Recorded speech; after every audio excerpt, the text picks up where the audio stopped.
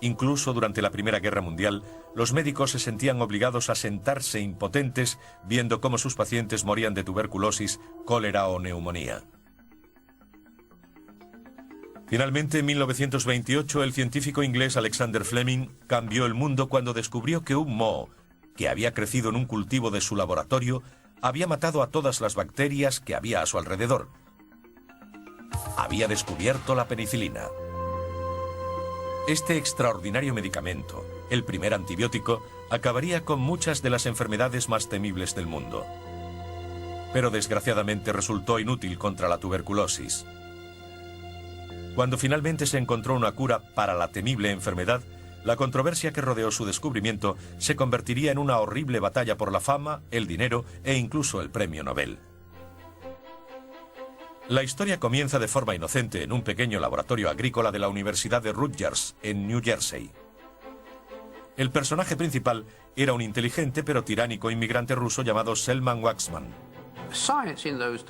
En aquellos días existían el profesor y equipos de investigación, como en Europa. Y todo el mundo respetaba al profesor que dirigía todos los proyectos. Era como un dios y todo el mundo le debía respeto. Waksman perseguía la obsesión de su vida, estudiar los microbios del suelo. Y lejos de buscar medicamentos maravillosos, su misión era mejorar la agricultura. Pero con el descubrimiento de la penicilina, vio el futuro. Waksman quedó muy impresionado al saber de la penicilina porque funcionaba y pensó, vamos a enseñar a esos ingleses. Estaba convencido de que la cura para la tuberculosis y otras enfermedades que la penicilina no podía erradicar se encontraba en el mismo suelo que había pasado la vida estudiando. Él y su equipo comenzaron una larga y tediosa búsqueda. Lo que intentaban hacer era aislar diferentes tipos de microorganismos que produjeran una sustancia química que matase a otros microorganismos. Un grupo de alumnos graduados trabajaban en el laboratorio de Waksman y dos de ellos tendrían un papel esencial en lo que estaba a punto de ocurrir. Uno se llamaba Albert Schatz. Albert Schatz era claramente un alumno graduado muy trabajador. A menudo se quedaba tarde por las noches o dormía en el laboratorio. Lo investigaba todo, sin importar lo que fuese. El otro graduado era una joven llamada Elizabeth Bewley. Mi madre trabajó mucho para Waksman. Ella era su técnico jefe y una persona sumamente ordenada y meticulosa. En aquel tiempo, en los años 40, no había muchas mujeres trabajando en el campo científico. Waksman y sus alumnos pasaron los 3 años siguientes investigando nuevos antibióticos. Finalmente, en 1943, tras miles de experimentos, Albert Schatz descubrió que un moho llamado Streptomyces griseus era capaz de matar al germen responsable de la tuberculosis. Y a partir de él aislaron un medicamento al que llamaron streptomicina. El equipo de Rutgers no cabía en sí de júbilo y enseguida publicaron un artículo anunciando al mundo su descubrimiento. En aquel artículo se mencionaba a 3 personas, Selman Waksman, que era el jefe de laboratorio, mi madre y Albert Schatz. Los 3 son reconocidos como descubridores de la streptomicina. Pero casi antes de que se secase la tinta de su publicación, el milagroso descubrimiento se vio envuelto en una gran controversia. Realmente, mucha gente desconoce gran parte de lo que había tras toda esa historia, que acabó siendo una de las más tristes de la investigación. El primero de una serie de cuestionables acontecimientos que rodean el descubrimiento ocurrió casi inmediatamente. Solicitaron una patente junto con Merck para hacerse con los derechos de este medicamento, ya que pensaban que tendría alguna importancia clínica. Los nombres que figuraban en la patente eran Selman Waksman y Albert Schatz. Faltaba el de Elizabeth Bewley. Solo habló de ello una vez que contó a mi hermana que ambos hombres le habían pedido que renunciara a su derecho a la patente y firmase un documento asegurando que no tenía nada que ver con el descubrimiento de la streptomicina. Y la razón, según mi madre, es que ambos le dijeron que al ser mujer, pronto se casaría y tendría hijos, dejando el campo de la investigación para siempre, por lo que su reputación no iba a ser tan importante. Ella firmó el documento, por eso su nombre no aparece en la patente. De ese modo solo quedaban Waxman y Schatz. Y cuando parecía que el éxito de la estreptomicina sería enorme, ambos se prepararon para hacerse ricos.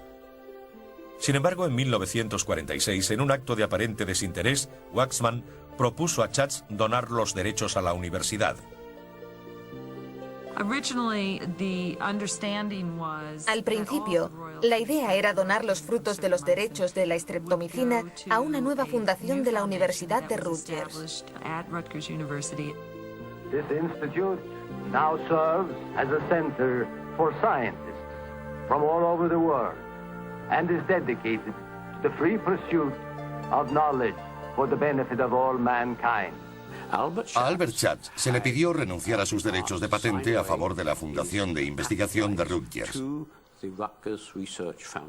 Y lo hizo de buena gana. Schatz lo hizo creyendo que Waxman había hecho lo mismo. Lo que pasó es que una parte de ese dinero fue a parar a Waxman. Al parecer, Albert Schatz lo averiguó y se disgustó mucho. En 1950 demandó a Waxman por el dinero que estaba recibiendo. Waxman se lo tomó como una afrenta personal y el asunto se convirtió en una reñida batalla judicial. Nunca nadie se había enfrentado a él respecto al descubrimiento de algo en particular. Y Albert Schatz simplemente dijo: yo descubrí la estreptomicina y estoy en la patente. En su declaración, Waxman argumentó que Schatz no fue el codescubridor de la estreptomicina, sino uno de los muchos alumnos que resultó estar presente al final. Schatz fue descrito por Waxman y algunos otros como una persona descontenta, excéntrica y de personalidad inestable. Algo bastante injusto porque, en mi opinión, se merecía el mismo reconocimiento en el desarrollo de la estreptomicina. Schatz salió victorioso. En un innovador veredicto, Waxman fue obligado a reconocerlo como codescubridor del medicamento e indemnizarlo con $125.000 más los derechos de la patente. El tribunal también dictaminó la compensación económica a todos aquellos trabajadores asociados con el descubrimiento. Mi madre fue una de esas personas que recibieron el 3% de los derechos. Aunque su nacimiento quedó empañado por la codicia y el escándalo, la estreptomicina logró salvar incontables vidas. Era el mayor asesino que el mundo había conocido y finalmente había medios para atacarlo, algo que muchos jamás habrían creído posible. Al final, aquel hecho pareció eclipsar la controversia del principio, y en 1952 Selman Waxman, y solo Waxman, fue galardonado con el Premio Nobel de Medicina.